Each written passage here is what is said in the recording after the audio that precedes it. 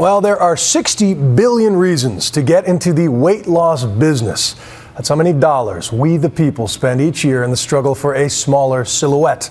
But all those fad berries, roots, and hormones also lead to a staggering number of Americans getting either ripped off, sick, or both. Today, the FDA pulled one wildly popular group of dietary products from the shelves. So tonight, we survey what other diets are most popular and how they perform. Here's ABC's Sharon Alfonsi. It is a holiday tradition. Big meals, batches of cookies, endless cocktails, and then scale shock. 'Tis the season for weight gain, and then almost immediately, a desperate attempt to lose it. Cue up the diet du jour. Fad diets sprout as fast as weeds and wither away into obscurity just as quickly, yet they all offer the promise of the same thing, a quick fix to fat. But do these diets work? And more importantly, are they safe?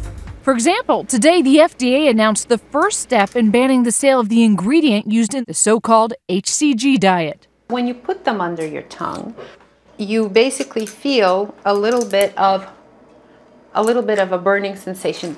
Victoria Pagot is an HCG devotee we interviewed earlier this year. The HCG drops derived from a pregnancy hormone suppress your appetite. You either do it for 23 days or a maximum of 40 days. I can do anything for 23 days. And if I can lose 15 pounds, then why not? But now the FDA has ordered all homeopathic HCG weight loss products removed from the market, saying the products are unproven to help with weight loss and potentially dangerous even when taken as directed. But there's no shortage of other diets to dabble in. And so we assembled a panel of the top dietitians. On a rating scale of 0 to 5, 0 being the worst and 5 being the best, we asked the experts to rate all the most popular diets today. It's almost as if the more ludicrous a diet sounds, the more attractive it becomes. And so many of them are tied to the stars, from moms like Mariah and J-Lo to brides-to-be and not-to-be like Anne and Kim, even funny guys like Jonah Hill. We see celebs drop sizes and want to know what's their secret, buying into the idea that their abs, that butt, those legs can be ours if we just take the drops, these pills, or eat from that jar. Sounds so good, and there's the promise. You follow these rules and you get this result. It's hard not to be pulled in. And it's that mentality that feeds into the diet industry, a multi-billion-dollar industry looking to market the latest craze or recycle an old one. The new fad diets are the same as the old fad diets. Last fall, Jennifer Aniston found herself the accidental face of promotion for the baby food diet. Celebrities really don't know anything about diets. What they know is that they've lost weight. And don't forget, those celebrities have personal chefs, airbrush photos, and private trainers who customize their every meal. People like Tracy Anderson. The trainer to the stars was rumored to have been urging clients to eat baby food.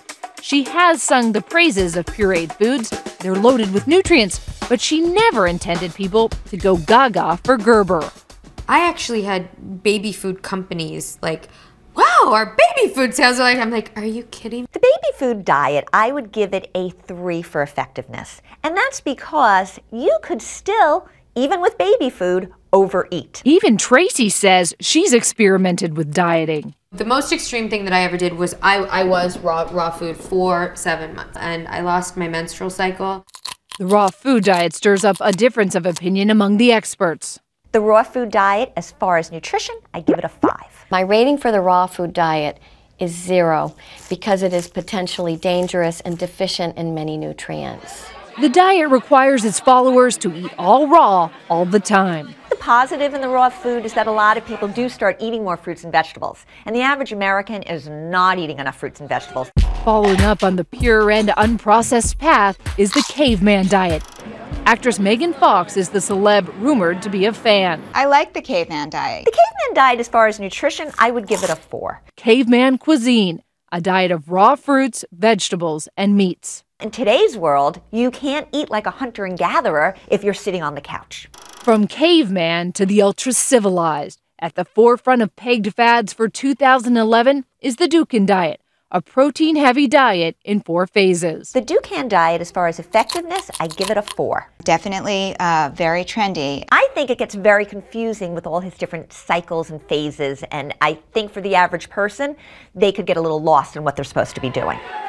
J-Lo is said to have used the carb-restricting diet to help shed baby weight, and tabloids report it's the secret behind Pippa Middleton's royal asset.